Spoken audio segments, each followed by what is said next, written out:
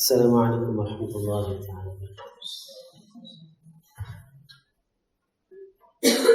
الحمد لله رب العالمين، وأفضل الصلاة وأتم التسليم على سيدنا محمد وعلى آله وصحبه أجمعين.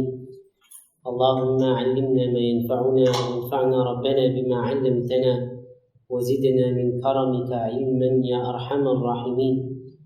اللهم طهر قلوبنا وأزل عيوبنا وتولنا بالحسنى وزينا بالتقوى، واجمع لنا خيري الآخرة والأولى، وارزقنا طاعتك ما أبقيتنا يا رحمن يا رحيم.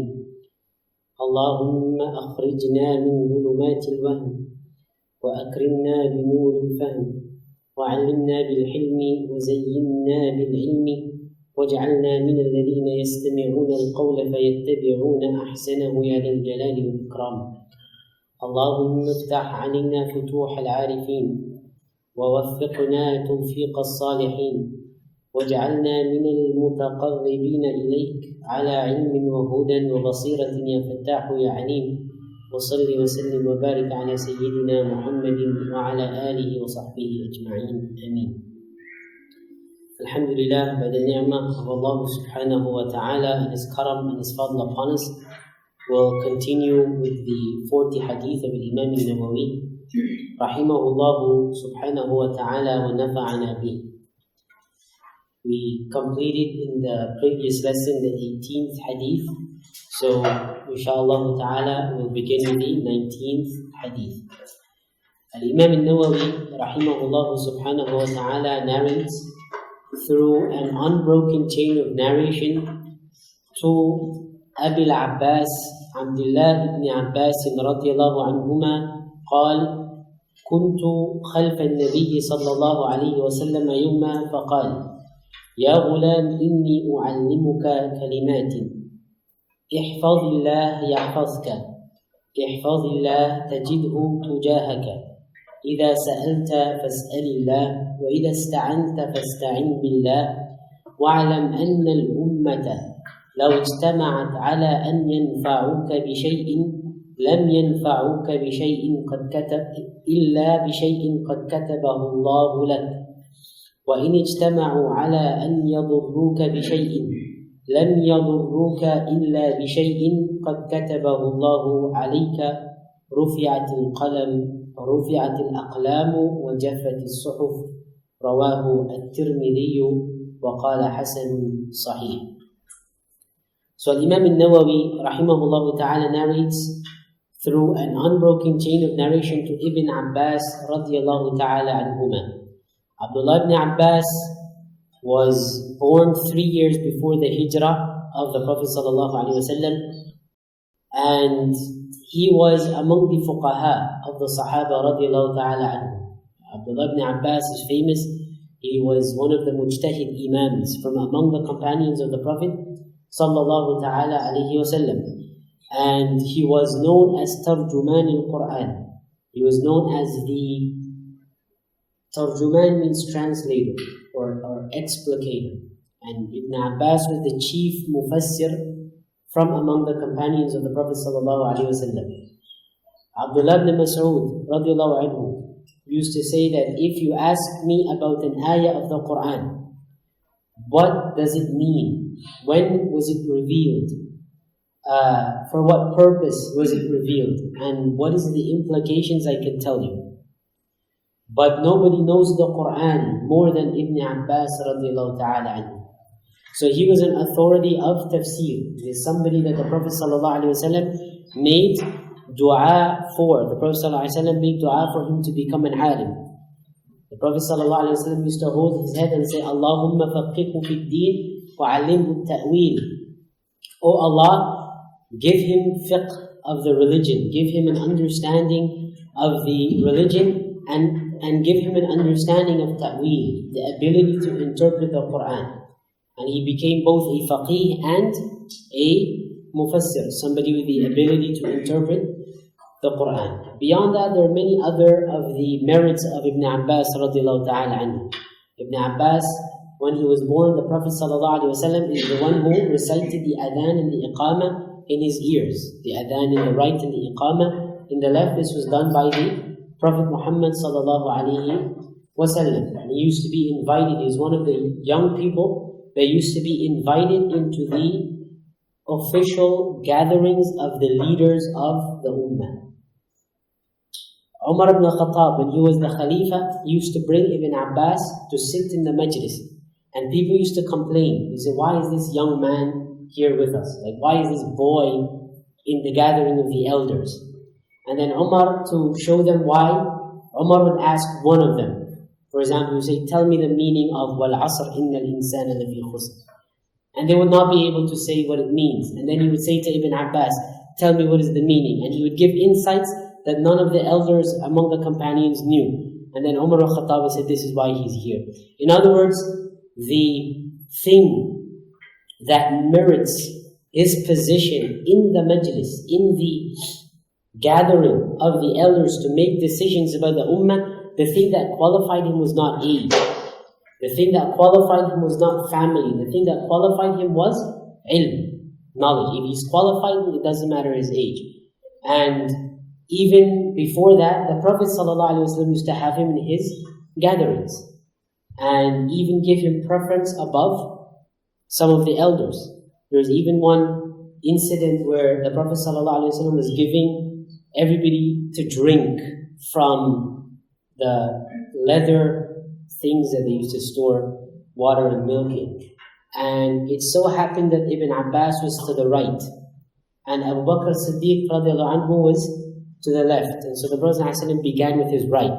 But because he was young, he was just a boy. I mean, the Prophet ﷺ died and Ibn Abbas was just 13 years old. So he was a boy. So the Prophet ﷺ asked him, would you give up your turn for Abu Bakr? And he said, nah. Because there's a fadila, there's an honor in being given to drink from the leather, I don't know what to call it in English, of the Prophet ﷺ. So when the Prophet ﷺ asked his permission, which indicates that the order is to begin with the right, it doesn't matter who's on the left. Abu Bakr has a higher place than Ibn Abbas, but that was the order that the Prophet ﷺ went. So he sought his permission, he said no, and the Prophet ﷺ honored that. He didn't yell at him and say, young boy, have respect. He has the right. That's his position, and so the Prophet ﷺ gave it to him before Abu Bakr Siddiq radiallahu anhu. There are many things we can say about Ibn Abbas radiallahu anhu. About his knowledge, one of his students, Abu Saleh, said that after the death of the Prophet ﷺ, people used to be in front of the house of Ibn Abbas in amazing numbers. Then they couldn't fit in the house all at once. So he would organize how he would permit them to come. So he would tell Abu Saleh to go out, ask them, who has any questions about fara'id, inheritance, let them come. And then they would come, he would answer their questions. And then he would send him out again to announce, who has any questions about halal and haram, let them come. And then they would come, and then he would send them out. And then, who has any questions about tafsir, let them come. And then they would come. He would answer their questions and send them out. And he would say, who has any questions about hadith? And then they would come. This is the way he taught, in waves, because of the amount of people that used to come to learn from Ibn Abbas radiallahu ta'ala anhu wa arda. So Ibn Abbas said, Kuntu khalfa al-Nabi sallallahu alayhi wa sallam. One day I was behind the Prophet ﷺ. Other narrations of the hadith indicated that he was behind him on a mount. He was on a horse or a mule, whatever they were riding. So the two of them were on it together, which indicates the permissibility of two persons riding a single horse. If the horse can bear it. If you have 200-300 pounds people, even one of them should not be riding a horse if it's too hard for them. So two of them, because the horse can bear it and the horse was in motion. Because we said it's not permissible by Sharia, it's makruh. If you're not intending to move from one place to another, to just sit on an animal is not, it's makruh according to Sharia, because it's unnecessary weight on the back of an animal, which also indicates that according to Sharia, the only animals that can be ridden are animals that can bear the weight of the rider. So for people to, just for fun, ride goats and shit, not permissible according to Sharia. Or, there are different things that people do. They put monkeys to ride on dog backs and say, just for entertainment. These kind of things are not permissible. It's not permissible to use animals to make them the target of entertainment for absolutely no reason. Some it's permissible, but where it causes harm to the animal, it's not permissible at all. So if you train certain animals to do certain things, that type of entertainment is permissible as long as it doesn't cause harm to the animal, like people training chimpanzees to solve mathematical problems. Those kind of things are okay, or parrots too. They have those shows, the bird shows here at the zoos. Those kind of things are permissible if it doesn't cause harm to the animal.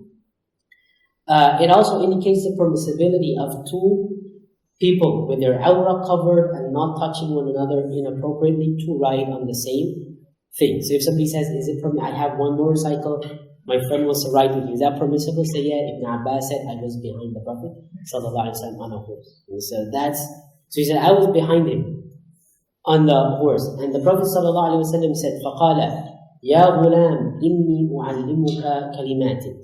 The Prophet ﷺ addressed him and said, Ya Ghulam. Ya Ghulam means, oh young man. At the time of this incident, Ibn Abbas was 10 years old. He was 9 or 10 according to some of the muhaddithun.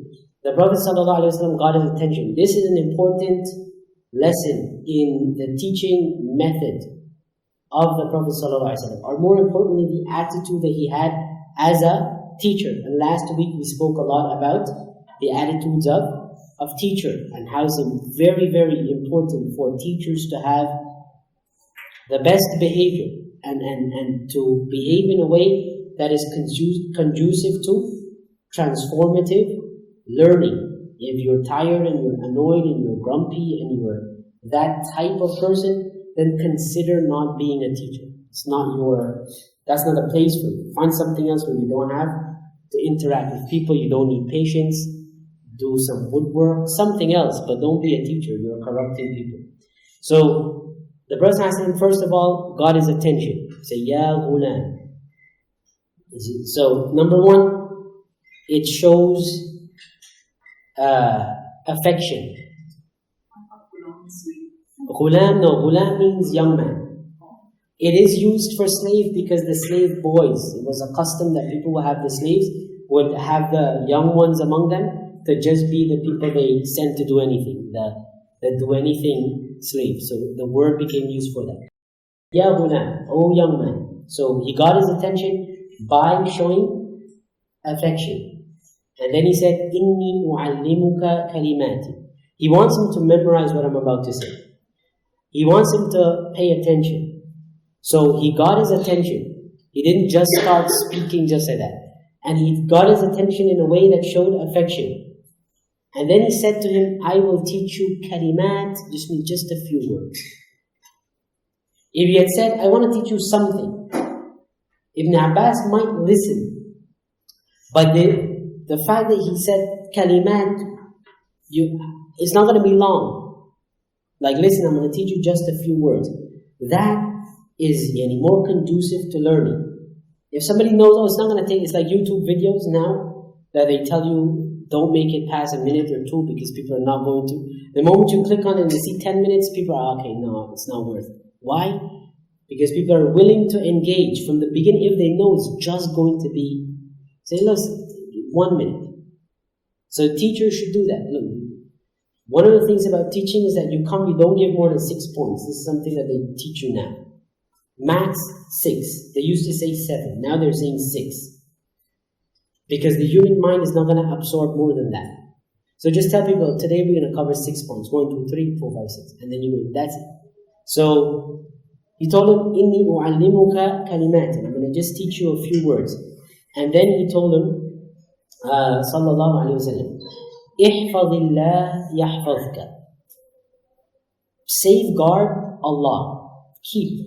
Hifz means to safeguard something. The Arabic language, hafidha means to keep something in a way that it would not be lost. That's what the word hifz.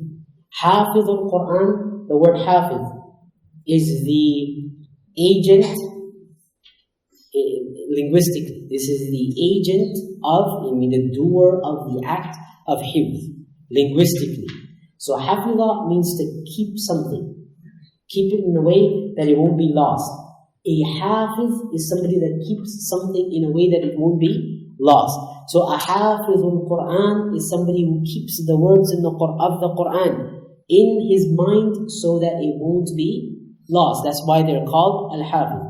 And in Hadith, a Hafiz in Hadith is somebody who memorized a great amount of Hadith with the chains and the meaning, the matin, the chain and the meaning of. That's called a Hafiz in Hadith. Some of the ulama say that to be a Hafiz in Hadith, you must memorize the minimum of 100,000 Hadith.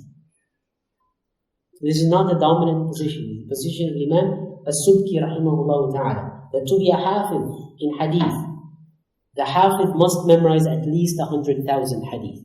Chain, words, and the meaning.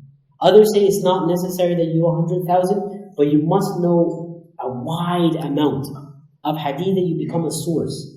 Whereby, if somebody wants to verify any Hadith that they find, you should be equipped with the knowledge of Hadith that you can say yes or no. Anyway, so that's the meaning of the word hifz linguistically, to keep something. So when he said, ihfazillah, safeguard, keep, preserve Allah subhanahu wa ta'ala, what does it mean? Firstly, keep Allah in your heart. Ihfazillah. Keep Allah in mind. Keep Allah subhanahu wa ta'ala in your heart. By dhikr.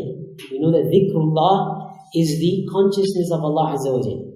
And then that can be in the heart, or it can be on the tongue, or it can be in the body. That's dhikr. When we say do the dhikr of Allah, it doesn't mean, customarily we use it to mean with the tongue, and say words of dhikr. But in reality what it means is keep Allah in the heart. That's what dhikr is. Because dhikr on the tongue without Allah being in the heart is pointless. Pointless in the sense of it's not dhikr. It may not count, or it may count according to some of the ulama. But dhikrullah is to keep Allah in the heart. Meaning have consciousness of Allah always. It's like the hadith that we covered earlier. Ittaqillaha haythu ma kunt. This ihfazillah is the same in meaning as ittaqillaha haythu ma kunt, which is have the consciousness of Allah Azza wa Jal wherever you are and whenever you are conscious. Just always be in the dhikr of Allah subhanahu wa ta'ala. Which means expose yourself always to that which reminds you of Allah. Because that's what determines what is in the heart, what we expose ourselves to. The mind, what goes into the mind is what is picked up by the senses. If you have no external senses, there's doubt as to whether there will be anything in your mind. If somebody cannot see, cannot hear, cannot touch, cannot taste, what is in the mind of that individual? Some people say it's possible. Like dreams and stuff is possible. But anyway, that's not our field. But the idea is what you expose yourself to, especially what you see and what you hear, determines what is in the mind. And we all experience this, right? If you look at a movie or something like that, and you move away from that, and you're just doing your normal thing, you're doing the dishes, you're just walking around, you remember what? You remember scenes from the movie and things that were said, and you think about it, and you try to find gaps in the plot, and there's a hole in the... Why? Because that becomes the material that the mind now unlocks. So in order for Allah subhanahu wa ta'ala to be constantly in the mind, it means you need to expose yourself always to that which reminds you about Allah. Read the Quran so that when you're doing the dishes and all your normal thing, I don't know why I'm stuck on doing the dishes, but you know what I mean. You're walking around. When you're doing anything that you're doing, because you just read 10 verses of the Quran, that is what the mind is going to be unpacking right now.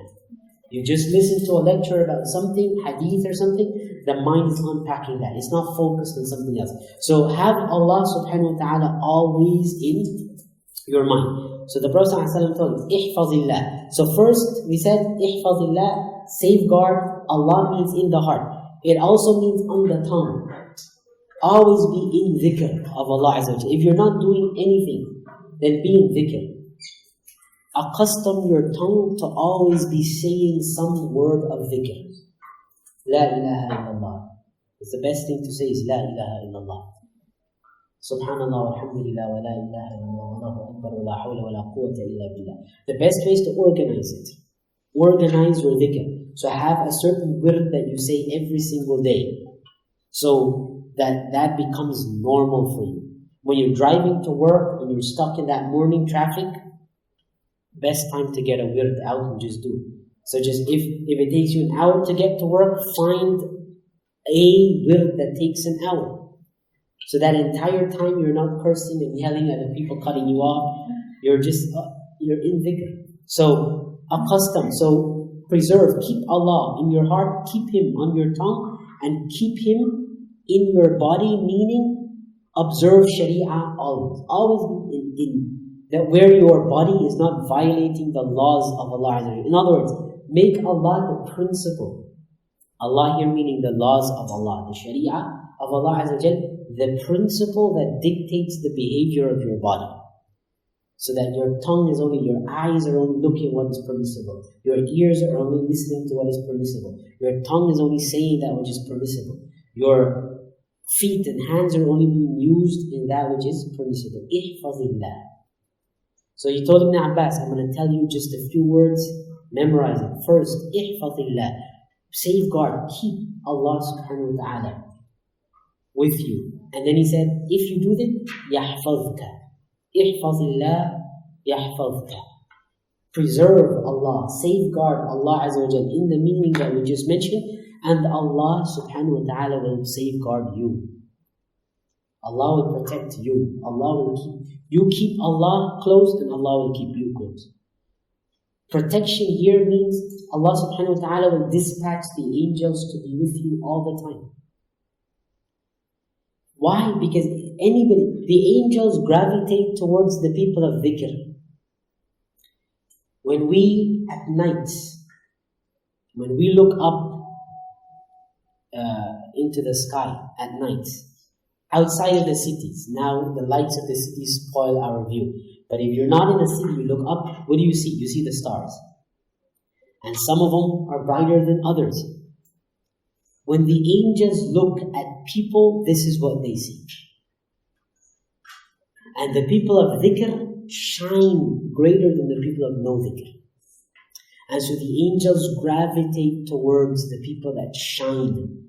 This is nur. This is when we talk about spiritual light, nuruhum yas'a bayna aydihim. So the angels see that and they gravitate towards those people. And everything in the khalq, everything in the creation of Allah Azza wa Jal, recognize those people. And they make dua for them. That's why they say the fishes in the sea make dua for the talib ilm, stuff like that. The mountains, if we were to hear the creation of Allah, the Quran says that they do the remembrance of Allah, but you cannot understand what they say. If we were to understand what they say, and for some people they can, where Allah lifts the veils for them, they can hear what is being said. The people of dhikr, this is the relationship that the world has with them. So ihfazillah yahfazka. Preserve Allah and He will preserve you.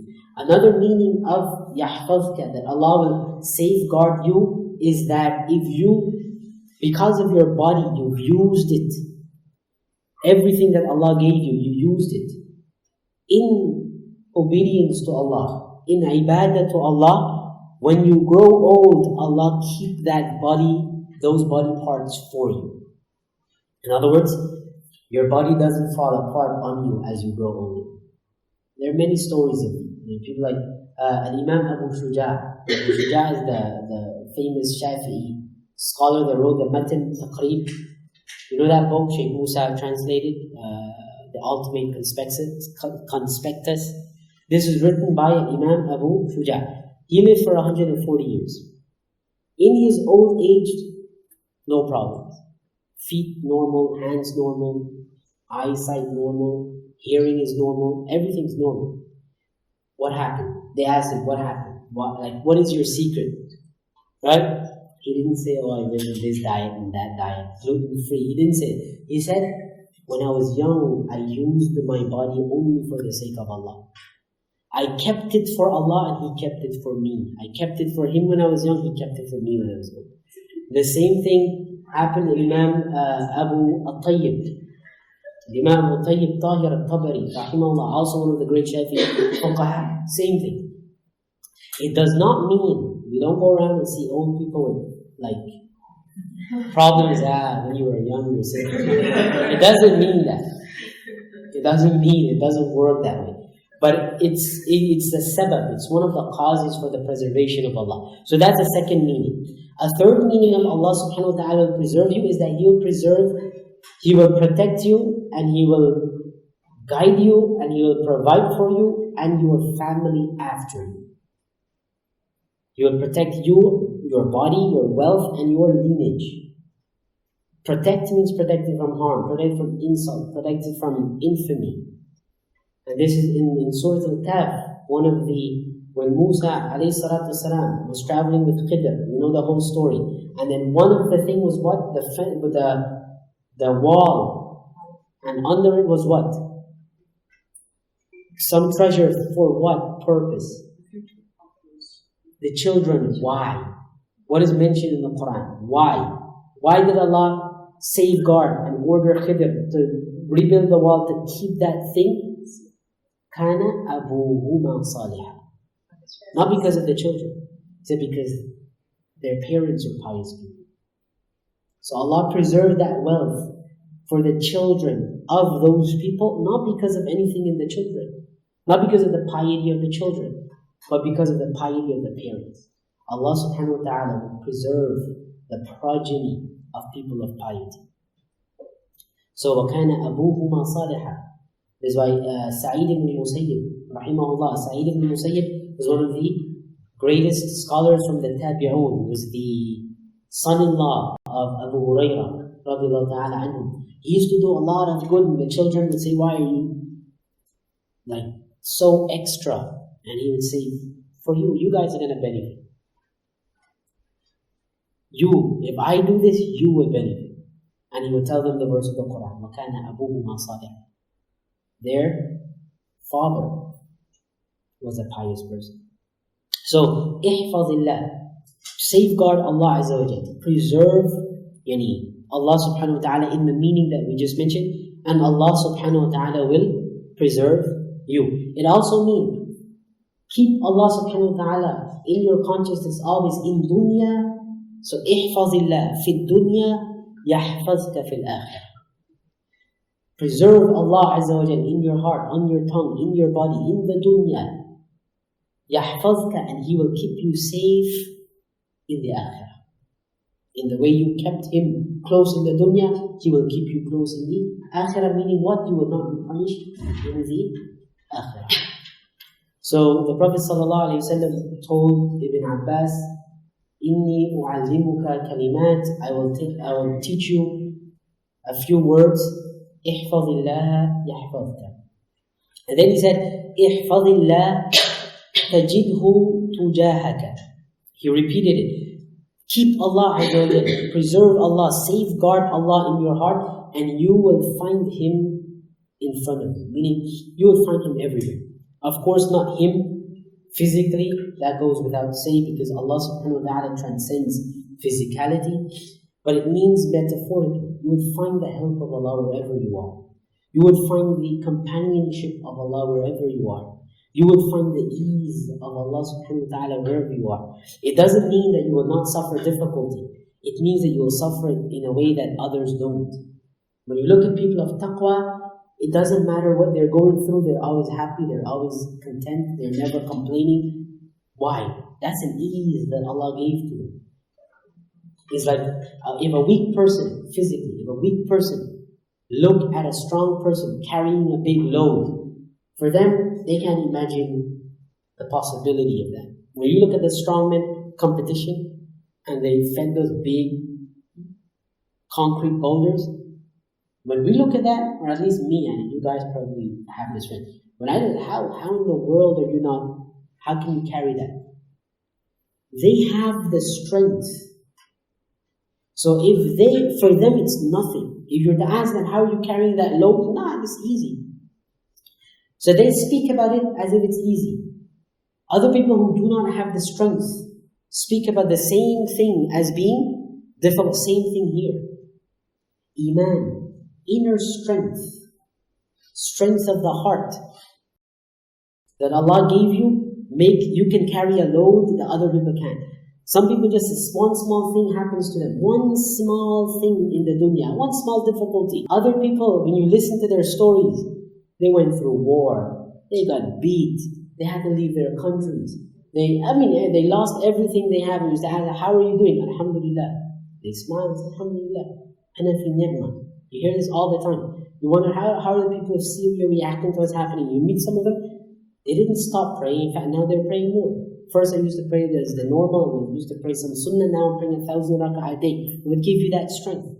Ihfadillah yahfadka. Keep Allah in you. If you keep Allah, you find Him wherever. So it doesn't mean that He eases you in the dunya as in not give you difficulties, but Allah He would give you the strength to bear it. He would give you rida. He would give you the ability to be pleased with the qada and the qadar of Allah Azza wa Jal. And that's greater than anything else you can have in the dunya. All the ease that you can have in dunya and wealth and everything else is not worth 1 minute of rida.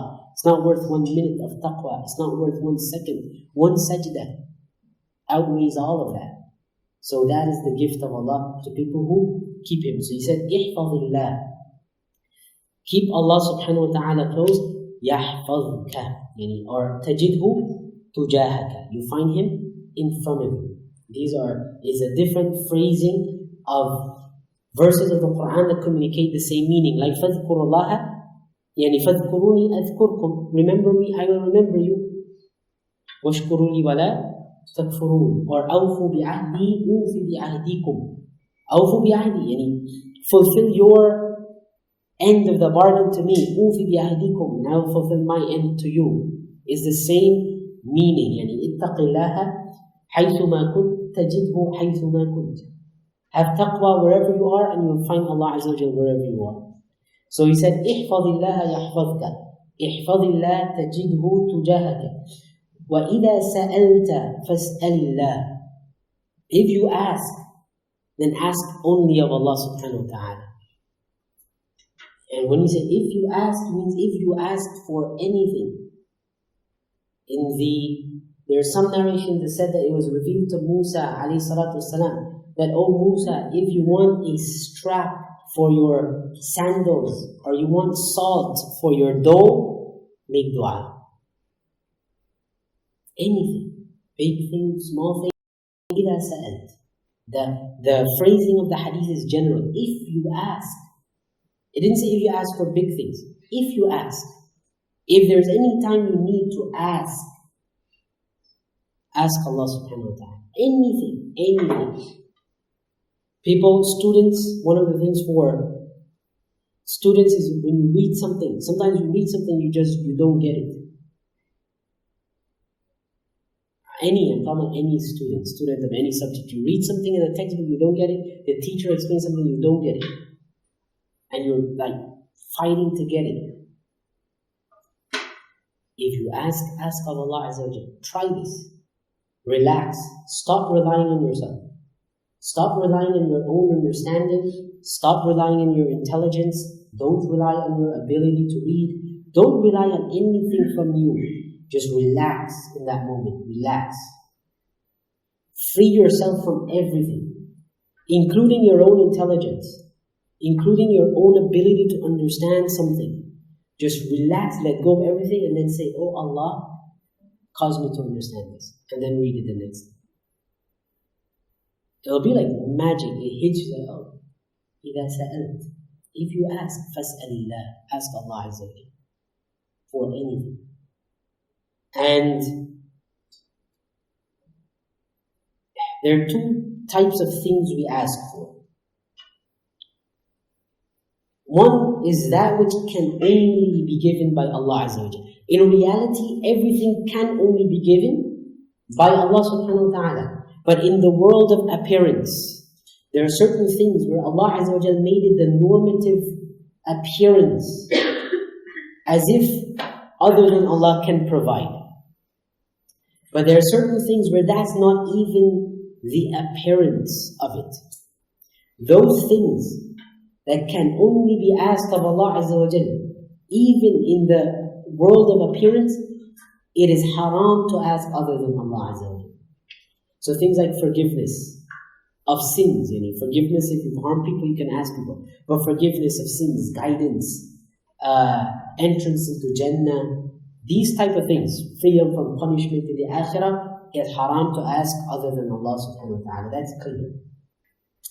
Things that it appears as though other than Allah Azza wa Jal can provide, it's mustahab to ask first. If you need help in the dunya, if you need help to do anything, if you need help to pay your rent, the norm, Allah Azza wa Jal made it such that it appears as if you ask somebody, they give you the money, it is that person who actually provided. Those things, it is permissible to ask others without making dua, but it's mustahab to make dua first. Because then Allah subhanahu wa ta'ala will guide you to the people who will help you, or guide the people who will help you to you. And it doesn't have to be in the normal ways that we're accustomed to. It can be by dreams. There are many incidents of this, even within our own lifetimes, where somebody who never saw you ever in his life sends something to you by name,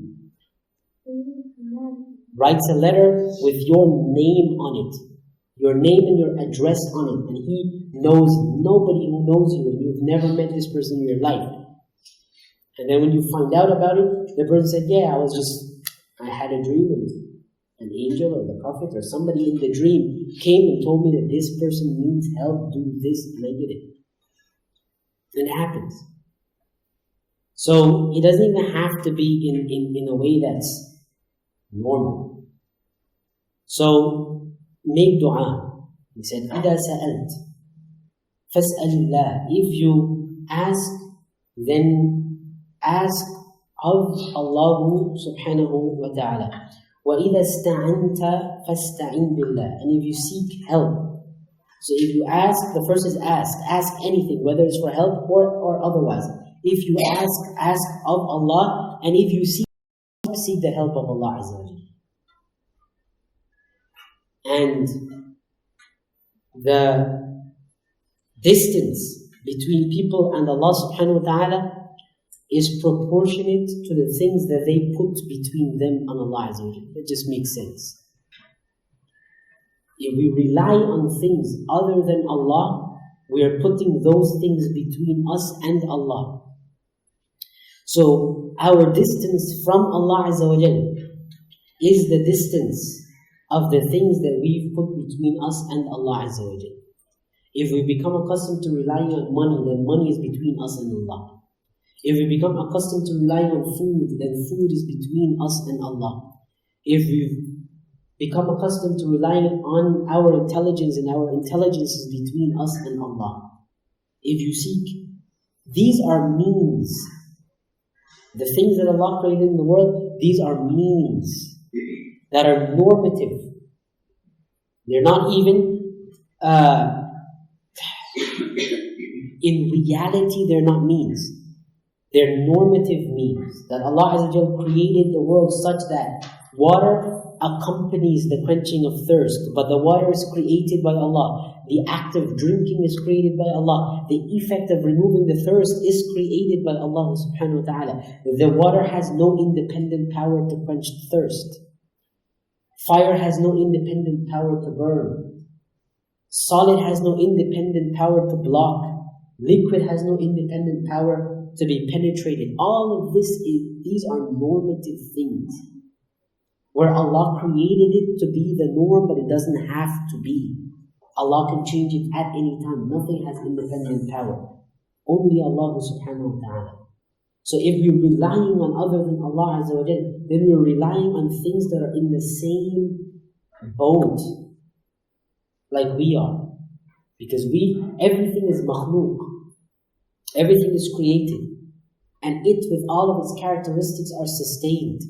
And we were created. And us, with all of our characteristics, are sustained. And the creator and the sustainer is one. So why would you rely on something that has to be sustained by the same one who is sustaining you? Why not rely on the sustainer himself? The analogy of this, Imam al-Ghazali said, what if 10 people fell into a well? A deep well, 10 people fell into. And all you have is you look up and you need somebody to lower something to get you out. Who are you relying on? But the 10 people in the well, would it make sense for any of them to rely on one another? Because all of them in the same position that you are. It will make no sense for you to turn to the one next to you and say, hey, you know what? Lower a rope for me to get it. No. We're all in the same boat. The only way you can come out of here, the same way I can come out. And that is somebody needs to come up and lower something. That is the only way out. That's the dunya. That's everything other than Allah Azza wa Jalla. Everything other than Allah subhanahu wa ta'ala is in need of Allah. So why rely on the things that need the same one that you need? Why not rely on the only one who can help you and help them, who can sustain you and sustain them? So you either stand, if you seek help only from Allah subhanahu wa ta'ala. Wa'lam, and know that أن الأمة لو اجتمعت على أن ينفعوك بشيء لم ينفعوك إلا بشيء قد كتبه الله لك. And know that if the ummah here means everything other than Allah. If all of creation comes together, the word ummah is used in the Quran in 4 different meanings. This is one of them. If everything in creation, everything in existence comes together to give you some benefit, they will not be able to grant you that benefit except if Allah has written it for you.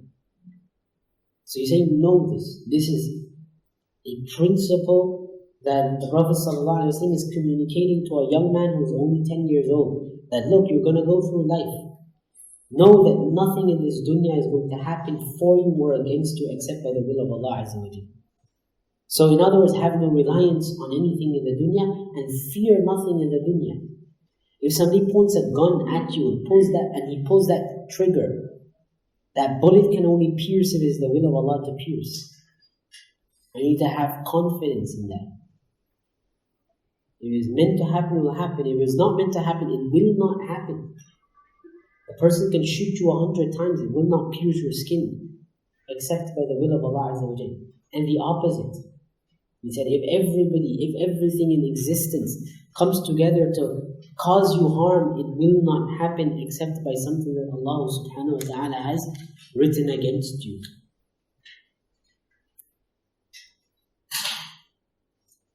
بشيء إلا قد كتبه الله عليه رفعت الأقلام وجفت الصحف. That the aqdar, the things that are going to happen in the world are already determined and the ink is dry. In the way we explained earlier how qadar works, it's not a script written for people to play out. It's written because Allah's knowledge is not, He doesn't need to wait to know what people are going to do or not do. Because the hadith is an important hadith with regard to dua, I wanted to take the time to look at dua. It's not a thing that people teach a lot. Maybe I'll finish the hadith and we'll do it at the end. Anyway, Imam al-Nawawi rahimahullah ta'ala said that this was narrated, the hadith that we just mentioned, that version of it, was narrated by Imam al-Tirmidhi, and al-Tirmidhi said it is Hasanun Sahih, that the hadith is Hasan Sahih. This statement, Hasanun Sahih, of Imam al-Tirmidhi, it's a terminology that he used, Hasan Sahih. And the scholars of hadith differ as to what it means, because it is a perplexing statement for a hadith to be both hasan and sahih at the same time. Just doesn't make much sense. In these terms, the finality of how these terms are used happened later on, after the time of Imam al-Tirmidhi. This is something we should also know. But what hasan sahih means, when Imam al-Tirmidhi uses it, either the hadith has a single chain or multiple chains.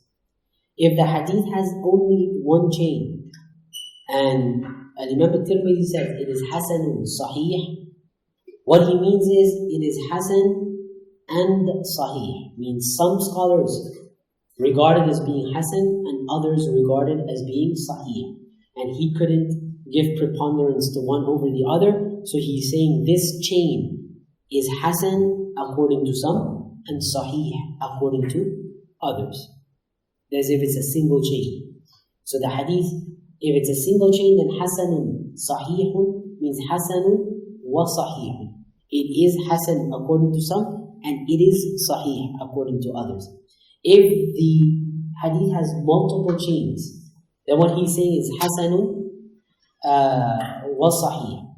Sorry, if it has one chain, it is hasan aw sahih. It is hasan or sahih, because there's difference of opinion among the people.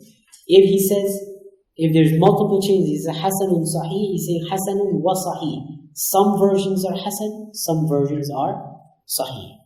So here he says it is hasanun sahih. In some versions of the hadith is hasan, and other versions are sahih. Then he says, وَفِي رِوَايَةِ غَيْرِ التِّرْمِذِي, in the narration that was collected by other than Imam al-Tirmidhi of the same hadith, it says, احفظ الله تجده أمامك. Preserve Allah Azza wa Jalla and you will find Him in front of you. We already explained that. Then he says, تعرف إلى الله في الرخاء يعرفك في الشدة. Make yourself known to Allah Azza wa Jalla in good times, and He will know you in bad times. This is an analogy. He's speaking to Arabs who came from a tribal culture. And to this day, you'd find that there are certain days where people in a tribe, where tribal organization of society still exists, where the tribe leaders will come and they will take the requests of people who want help. This still happens in places like Saudi Arabia, modern Saudi Arabia, it still happens, where tribe leaders who are now ministers in different places actually still have the days they have these modern tent-looking things set up to try to keep the culture. And they would go there and people would come with their letters and stuff asking for anything. I want a car, I want a loan to pay for university, and they would see how they can help them. So this was something that existed, where people try to win favor with their tribe leaders so that they can get help. So the Prophet ﷺ is speaking to them, because this is something that they know. So he's saying, make yourself known to Allah in bad times, and He will know you in good times. What he's trying to say is, he's trying to give them that analogy. If you're never around, when you don't need help, imagine the situation of the tribe that we're talking about. So you have the leaders, the tribe leaders, and then you have somebody who's just living in that area, member of the tribe, never around. When he doesn't need help, the tribe leader doesn't see him at all. When he needs help, he shows up. But when he shows up, because the norm is that anybody who needs help comes. If you show up when you need help, and there's 100 other people that showed up when they need help, and the leader can only help a few of those people, out of every 100, he can probably help 10. Who are the people you think he would prioritize? If he's fair, he'd look at the needs. Who needs it the most? If he's not fair, who do you think he's going to prioritize? The people that he knows. Oh yeah, this guy is always around. Oh yeah, this is the guy that we see in the masjid. Oh, that guy helped me do this one time. Oh, this is the guy that helped me put my bag on my camel when I needed it. He knows these people. So in difficulty, the people that He prioritizes are the people that He knows. This is not how Allah subhanahu wa ta'ala works. But the Prophet ﷺ is trying to give them that analogy. Make yourself known to Allah. In good times, when you don't need help, you're there. You're still making dua. He knows your dua. Even when, Allah knows everything. But the analogy. Language is rough because it cannot really communicate the majesty of Allah Azza wa Jalla. But that's the analogy He's giving them. Make your attitude such that you're there. In good times, you're still making dua. In good times, you're still in the masjid. In good times, you're still in dhikr. When you don't need help, when you feel like you don't need help, you're still there. So when you do need help, this is a familiar voice. Even the angels, there are other ahadith, even the angels, when somebody makes dua, they plead to Allah and say, oh Allah, this is a voice that we know. Even when he doesn't need anything, they'll say, oh Allah, this is a voice we know. This is the same voice that we making dhikr all the time. This is the same voice that is reading Quran all the time. This is the same voice that is making dua after every prayer. So they will intercede, say, oh Allah, accept his dua. Ta'arraf ila Allah. So the Prophet told Ibn Abbas, Ta'arraf ila Allahi fil raqa. When you don't need help, when you're in good times and you're easy times, make yourself known to Allah Azza wa Jal. يَعْرِفْكَ فِي الشِّدَّةِ. Then He will know you in bad times. Again, this is just a metaphor. Allah knows everything all the time. There is no where if you're not there, Allah doesn't know you. The idea is a metaphor. He's communicating to Ibn Abbas radiallahu ta'ala anhu wa arda.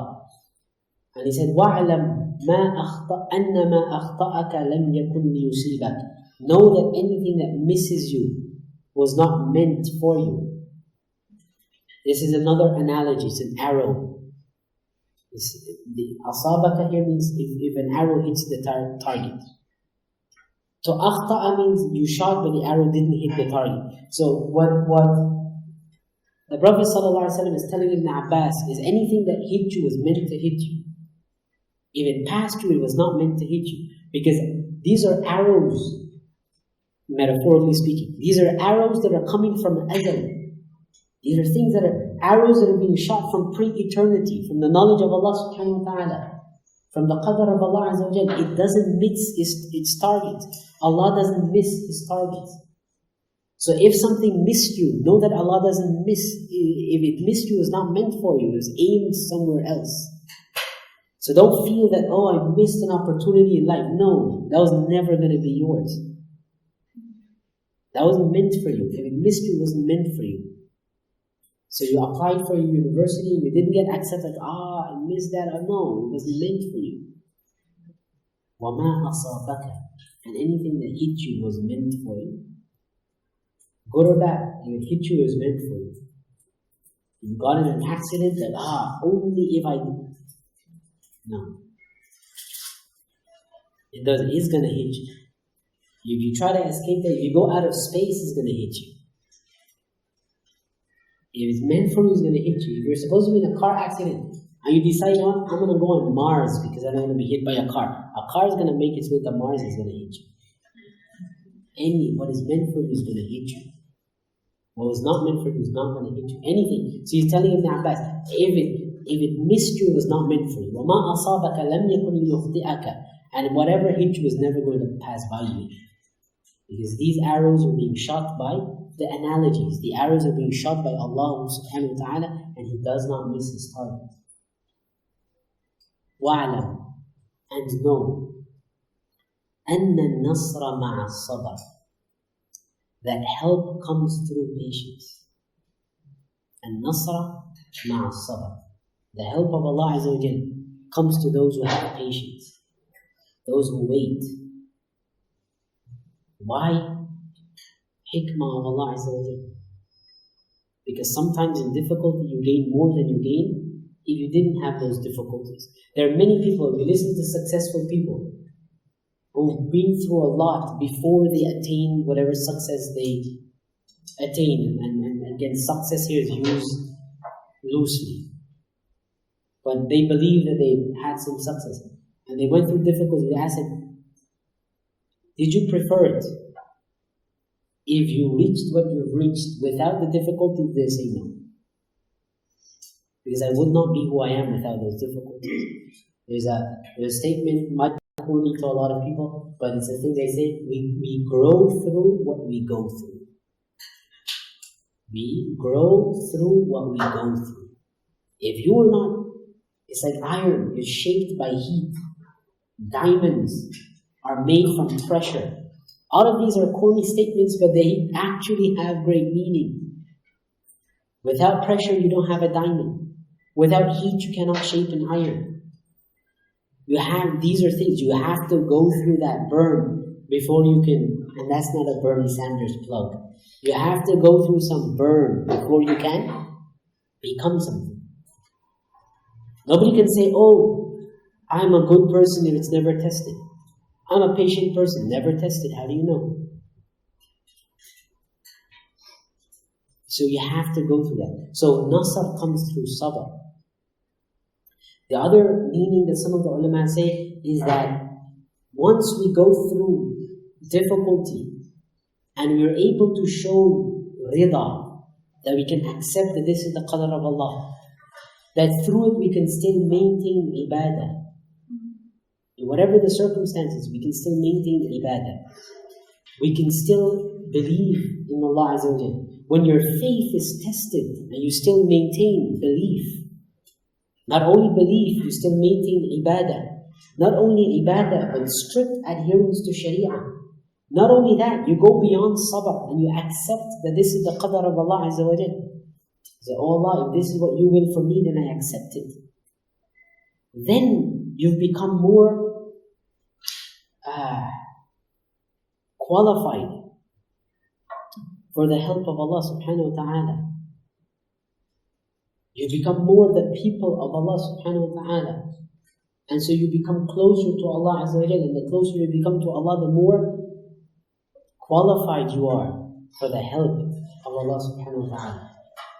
So that's one meaning. Another meaning is, nasr here can refer to victory. Victory of the ummah in a political sense. Allah subhanahu wa ta'ala would not give victory to bad people, because they are corrupt, they become a corrupting force on the earth. The whole point of struggling for the sake of Allah Azza wa Jalla, to establish the rule of Allah subhanahu wa ta'ala on the dunya, is because you want to establish the rule of justice. And you want to establish a rule of Islam. And if you don't have sabr, here sabr is used as a term that represents the general good morality of a Muslim. If you're not that, because they say sabr is the highest of morality. Even in Aristotelian ethics, the 4 cardinal virtues, one of it is sabr. You have to have sabr. In Imam al-Ghazali, because he took that ethical structure or elements of that ethical structure, he also has this idea of the 4 chief moral virtues. One of them is sabr. So sabr in the hadith can be used in that way, as representing people who have sabr, which in order to have sabr, you have to have many of the other small virtues that come under the umbrella of sabr, or that only by having the other virtues can sabr be achieved. So it's representing of that. So it's basically good moral character that allows you to have sabr and rida. Those are the people who Allah is going to give victory to. Why? Because if Allah subhanahu wa ta'ala gives victory to people who are of a lower quality, their dominance will not be one that is virtuous. Their dominance will cause more harm than good. If bad people gain victory, then the way they rule is going to be harmful for themselves, is going to be harmful for the people that they rule, is going to be harmful for the people with which they interact. So in order for Allah to give you victory, you have to go through something in which you can rise to the level morally that allows you to have victory, so that when you establish your rule or dominance in the dunya, it is one that is ruled by people of good morality. So a lot of the times, what would happen is, to save you from greater harm, you have to go through some harm. To achieve the greater benefit. You have to go through some difficulties. It's like children. One of the things they say now with this generation, one of the studies they found is that children today are less productive and less capable of establishing anything proper because of the parenting they received in the past, which is parenting from people who didn't have the level of prosperity that they now, a lot of countries in the world experience. Their kids had to work when they're young. Right? From 5, 6, you're working, you're already doing something. And then you have to go to school, and you have to do something at both ends. You have to pass your school, and you have to do good at work to help out the family. And a lot of the amenities available now were not available then, so you had to go through with hardship. There's a lot of people in Malaysia, I would imagine, would be similar to where I came from, where just one generation ago, like the parents of many people here would tell you stories of them going to school without shoes, have to work at the farms in the morning, and then come back and work at night, and they had to do their homework under candlelights. That was just 1 or 2 generations ago. But that hard work made them into people that can persevere, people that can build, people that can go through hardships and come out the other end okay, not banged up. This generation, they're saying, is a stressed generation. Why? Because that generation that we're talking about paved the roads for them. They didn't have to work. They didn't have to do. If they struggled in school, you get 10 tutors to teach them at night. Those 10 tutors write their homework for them. Now we have homework apps. If you can't do it, just get the app. They'll do it for you. So what are you going to do? What are you building as a human being? Like, when you strip everything else, Imam al-Ghazali had a statement, saying the only thing you own is what cannot be lost in a shipwreck. A shipwreck, you don't own it, meaning you're on a ship. You have all your bags, you have 10 suitcases of stuff. When that goes down, those 10 suitcases, they're all gone. What are you left with? Yourself and the elements that contains. That's what he means. What you cannot lose in a shipwreck is what you own. In other words, the qualities, the characteristics that are embedded in you, in your person. Things like sabr and rida, like love and hate. Those are things that you own. So the kids now who are the roads are being paved for them, what are they owning as people? What are the characteristics that life is teaching them? Nothing.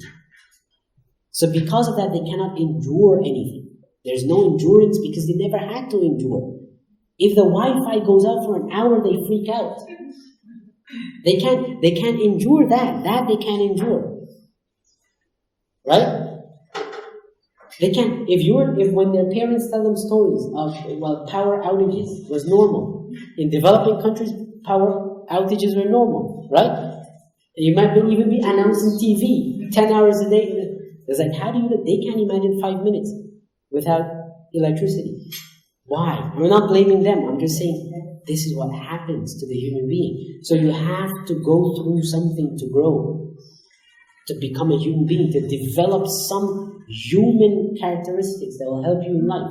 So, inna nasra ma'a sabr. Sabr is designed to give you those elements. Is designed, sabr, to have patience is designed to give you that human ability to carry loads. If you don't have it, then nothing. When somebody say, oh, we want to just gain, I want to become the CEO. Okay, yeah. How do you want to do it? Work hard? No, I don't know. Somebody just give it to me. Okay, we'll give it to you. Tomorrow I'll make you president. And you become president. In the first hour, when you realize the amount of stress and work involved in your president, you say, no, take me. Why? Because you didn't go through a period of developing what it takes to fill that position. So somebody says, oh, we want nasr. Okay. We want ease. Okay. We want power. Okay. Wealth. If Allah just gives you, how are you going to handle that? How are you going to handle that if you never went through any training to develop what it takes to handle that? This is why one of the cures, in our books, one of the cures for jealousy, they say, is take the person you're jealous of, accompany him for a day, to see what it takes. Oh, I want to be famous. Famous person. See what they go through. See that the fact that they can't go down the road to a shop. If you want to go down someplace to buy an ice cream, you can. A famous person can't. Without having 100 people want to take pictures with him and sign this and sign that. So, he said, know that nasr comes with sabr. Or through sabr. You have to have patience. And then the nasr of Allah subhanahu wa ta'ala will accompany that. وَأَنَّ الْفَرَجَ مَعَ الْكَرْبِ. And that ease comes with difficulty. And then the end is وَأَنَّ مَعَ الْعُسْرِ يُسْرًا. The ulama say the ma'a in this. النصر مع الصبر والفرج مع الكرب والعسر مع اليسر. Ma'a means with, accompanying. So we can either interpret ma'a here to mean ba'da, it comes after, or with. And majority of the ulama say with. If you were to examine a situation, you realize that the sequence of events that led to ease started with the problem itself. So, and the whole reason the Prophet ﷺ is telling this to Ibn Abbas, as again he said is just a young man, is to let him know that to go through life without difficulty is not going to happen. That option is off the table. Life is made to have difficulty. In all of the spiritual systems that we have in the world, Islam and other than Islam, all of them has as a base of the spiritual system is that life is meant to be difficult. So the opposite, if you think, oh, we're gonna design a life of just ease, not going to happen. Don't think that is where your effort should be. You're not going to experience that. No society is going to experience that. If people say, oh, what brings about ease? Wealth. Okay, let's design a society that's wealth. What brings about ease? System. Let's design a very systematic society. Let's do this, let's do that. And they do all that they need to build to achieve this sort of imagined euphoria. It's not going to happen. You're going to have other problems. Look at those people. There's one rich, famous person who said, I wish for everybody to get wealthy and famous. Just for them to realize that you're not going to find happiness in fame and wealth. That's why I want all of them to experience it, to realize that you're not going to get happiness there. Life is not, nobody, there's no one who experiences life with complete happiness or ease. Nobody. So the Prophet ﷺ is telling him this. Psychological stress. Those rich people, those who have nothing to do and all that, they suffer. There's one person, they're looking where there's a study where they're examining suicide letters. Where they're studying suicide letters to see why people are killing themselves. And they come to the conclusion that it's not difficulty. That the way we conceive of difficulties. It's not even bravery. It's just like one person's suicide letter was, I had a good childhood, I'm loved by my parents and my family, I have everything I need, I've never experienced poverty, hunger, or anything like that. In school I have friends, I've never been bullied ever.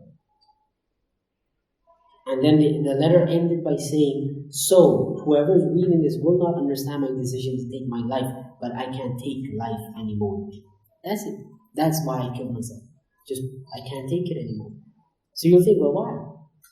If the thought is, well, all of these things were easy, you should have been happy, then this is not what happiness is.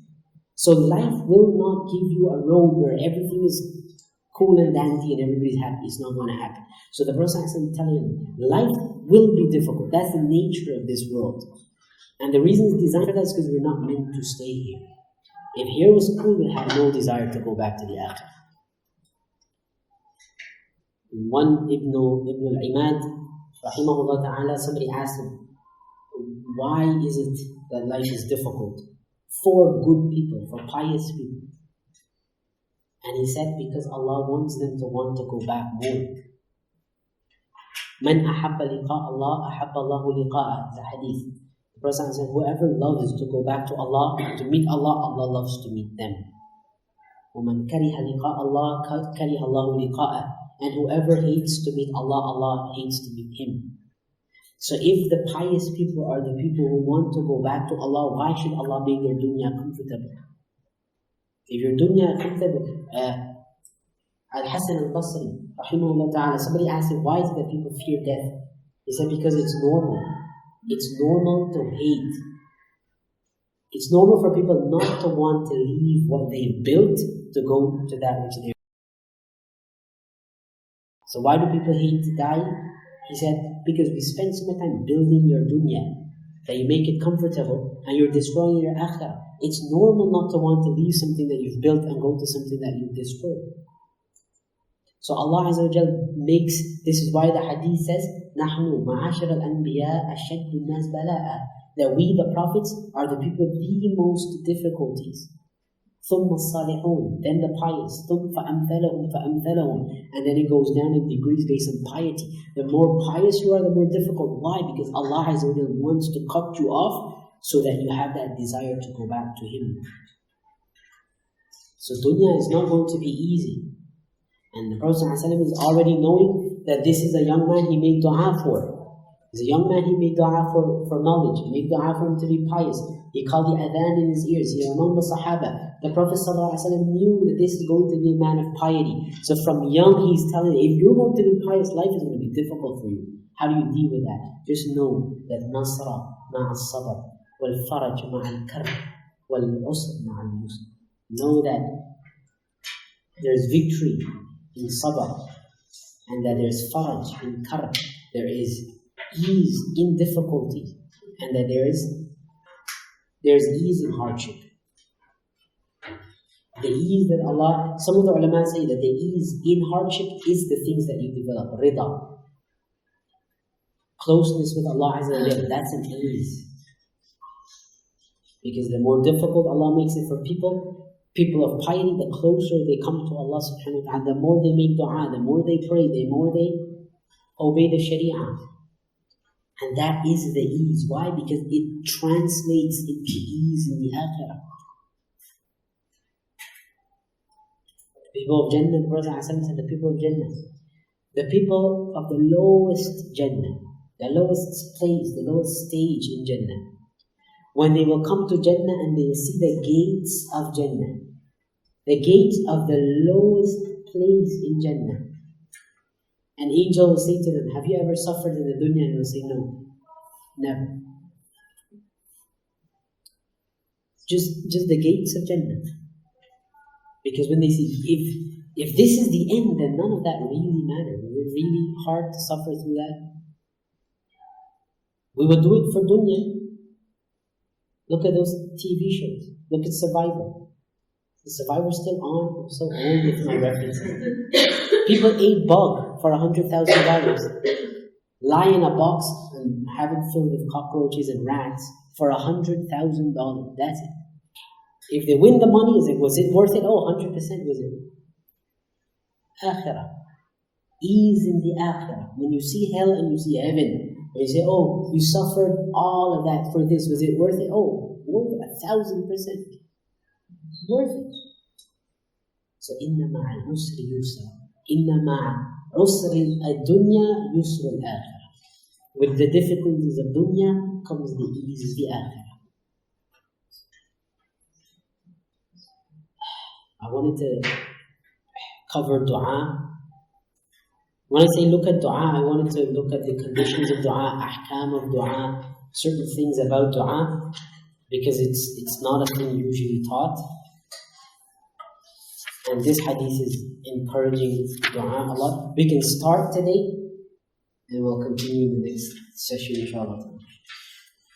So we'll start with the shurut of the acceptance of dua. The conditions for the acceptance of dua.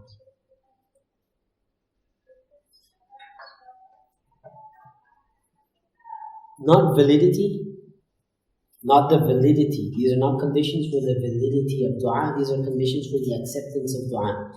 And conditions for the acceptance of dua, these are taken from the Quran and the Sunnah, but they are not definite. Meaning, is not to say that if these conditions are not fulfilled, definitely a dua would not be answered. It's just saying that these are the conditions, like salah. Salah has conditions. If they're not fulfilled, it's not valid. If Allah subhanahu wa ta'ala wants to pardon the non-fulfillment of the shurut and accept the salah from somebody, that's up to Allah subhanahu wa ta'ala. So in the same way, Allah can accept dua from anyone. Allah accepted the dua of Iblis. That's all you have to remember. When Iblis himself comes to you, or his workers, and tell you, you're too bad for Allah to accept your dua, just respond and say, well, Allah accepted your dua.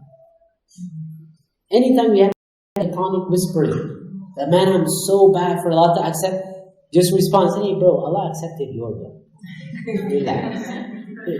Relax. And it's mentioned in the Quran. He made dua, Allahumma andirni ila yawmi yub'athun, qala innaka min al-munzarin. Shurut is conditions. So these are the conditions for the acceptance of dua based on the verses of the Quran and the Hadith of the Prophet sallallahu alaihi wasallam. Number one, not to ask for khawariq al-'ada, not to ask for miraculous things, except if somebody is a prophet or a nabi. A prophet or a wali.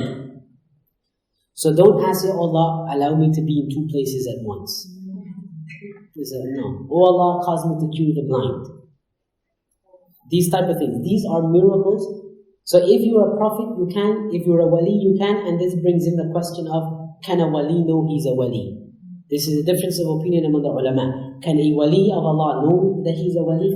If we say yes, then if somebody knows he's a wali, then he can ask, because these are the things granted to the awliya. If we take the position of the ulama that a wali cannot know he's a wali, then he falls under it. Do not ask for miraculous things. Don't ask for something sinful. It's not permissible to ask for something sinful. It's haram to ask for haram. And it's makruh to ask for something makruh. So do not ask for something that is sinful. Yeah, so for example, don't do something haram and say, oh Allah, you say, oh Allah subhanahu wa ta'ala, I really want to taste what khamar is like. Give it to me and then forgive me. You can't do those kind of things. So, not permissible. Do not ask for something halal but for a haram reason. The previous one is don't ask for something haram. The thing in and of itself is haram. This one is don't ask for something that is halal but for a haram purpose. So Allah, you can't say something like, oh Allah, grant me knowledge of the religion so that I can attain a good position and people can give me gifts. That's not. So don't ask for something halal for a purpose that is not sanctioned in the Sharia. So the thing must be halal, and the purpose for which you ask for it should be, Allah grant me leadership so that I can get a lot of money in. No, that is not permissible. So you cannot ask in a way to test Allah. You say, oh Allah, if you are God, then do this and do that. Oh Allah, if you have power to do this, then do this. It's not permissible. It's mentioned in the story of the boy in Surah Al-Buruj, where he did that type of dua, but it was because he was conflicted between following the sorcerer and believing what the sorcerer was saying, and following the person who was guiding him and believing what the person was saying. So he was not doing it to test Allah. He's not a person who already believed in Allah and is now testing the power of Allah. There's a person who did not even believe in Allah Azza wa Jalla. So if it's not somebody who believes in Allah, but they're testing to determine whether they have Iman, for them it's okay. Like a lot of non-Muslims, you do street da'wah, and a lot of non-Muslims you can see they're on the fence. They want to accept that it's a big thing to do, a major change. For them, this is what you tell them, when you go home tonight, make a prayer. Don't call any names, just say the God of the heavens and the earth. And those kind of things. If you are God, give me a sign. Stuff like that. That's okay. But people who believe in Allah can't be making dua testing Allah subhanahu wa ta'ala. You cannot make dua if that dua causes you to neglect something that is wajib. So he said, look, I'm going to make dua, I'm going to go to the masjid and make dua. And he has a family, he's not working, he's not earning money, he's not taking care of the family. And he said, what are you doing all day? He said, I'm in the masjid making dua. I said, well, stop making dua and go work. So the dua cannot be something that takes you away from your wajibat. It doesn't make sense not like to make dua, the time of dhuhr comes. You're making dua until the time of asr comes and you didn't pray dhuhr. So what's the point of making dua? You're not even obeying Allah. So the dua itself cannot cause you to neglect a wajib. You cannot present, another condition is not to present a dua to Allah subhanahu wa ta'ala in a way whereby you make it seem as if what you're asking of Allah Azza wa Jal is something that is big or difficult to bring into existence. When we ask of people, when we ask small things, there's a way we ask for small things. And then when we ask for big things, our entire attitude changes, right? Because a small thing, you say, that's not a big thing. But if you want a big favor for somebody, the way in which you ask is different. Because that's as it relates to people. For people, giving small things is easier than giving a big thing. But for Allah Azza wa Jal, it's all the same. Granting something big, granting something small. For Allah, nothing is big. So don't ask of Allah Azza wa Jal in a way where you're presenting the request as something big. Say, oh Allah, I know this might be hard, but no, none of that. The same way you ask for small things, as you say, oh Allah, grant me 20 ringgits. Should be the same as say, oh Allah, bless me with 100, bless me with 1,000, bless me with 1,000,000, bless me with 1,000,000,000. It doesn't matter. All is the same to Allah Azza wa Jal. إِذَا أَرَادَ شَيْءٍ إِنَّمَا يَكُونُ لَهُ كُنْ فَيَكُونُ. Anything, big things, small things, كُنْ فَيَكُونُ. Nothing. It's nothing compared to the power of Allah Azza wa Jal. So big things are exactly the same as small things in the power of Allah Azza wa Jal. There's no big, there's no small. He does whatever He wants. Right? He has power over all things. So don't present your request to Allah Azza wa Jal as if it's difficult for Him to do. Have a good opinion. When you're asking of Allah subhanahu wa ta'ala, you have to have a good opinion of Allah Azza wa Jal and have hope that He's going to accept. But you cannot make dua thinking, I'm just going to try this. It doesn't really work, but I'm going to try anyway. It can't be that kind of attitude. Because Allah subhanahu wa ta'ala says on the tongue of the Prophet sallallahu alayhi wa sallam, أَنَا إِنَّ ظَنْ عَبْدِي بِي. I am as my servant thinks of me. إِن كَانَ خَيْرًا فَخَيْرًا إِن كَانَ شَرًّا فَشَرًّا. If it is good, then He will find me good. If it's bad, then He will find me bad. So have a good opinion of Allah subhanahu wa ta'ala. If your dua is not accepted right away or in the way that you want, then you cannot have apathy towards Allah subhanahu wa ta'ala.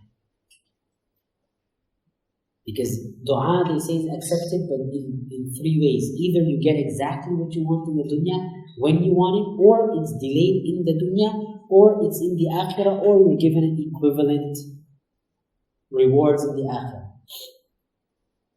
We also need to realize that we may ask for something that may not be good for us, and Allah can remove that from you because it's harmful. It's like a child.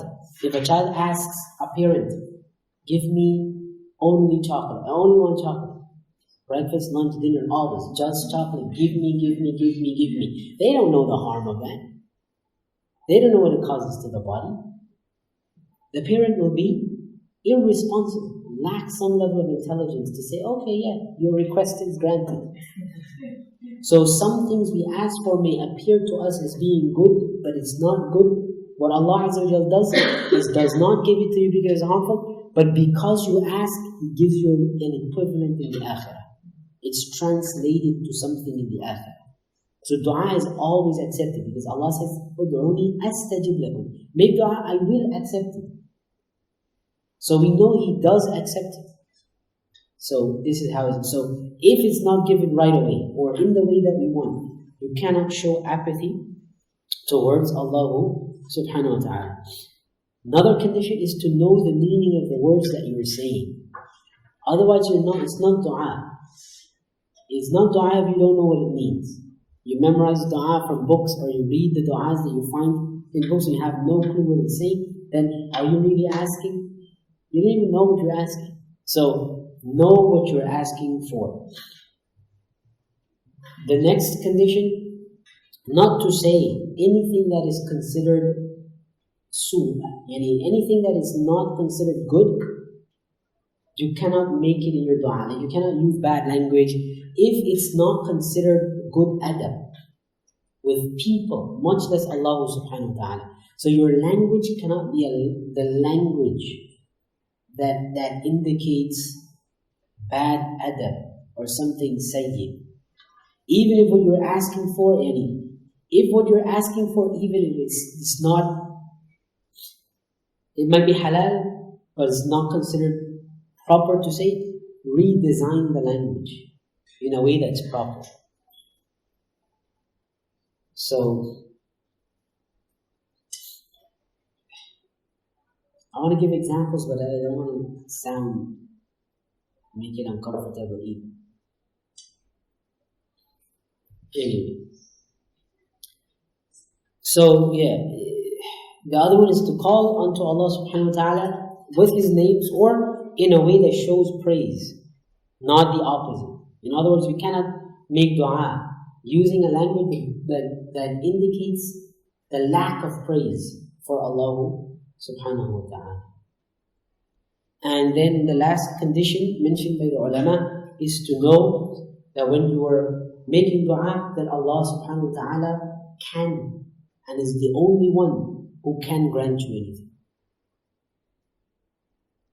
La fa'ila illallah. There is no doer except Allah subhanahu wa ta'ala. So you don't make dua to Allah Azza wa Jalla thinking that maybe He can't. You always make dua knowing that He can. Because, again, it's bad. So these are the conditions for the acceptance of dua. In the next session, inshallah ta'ala, we will look at some of the ahkam, some of the wajib and dua that are wajib, mandoob, makruh, mubah, and then some of the adab.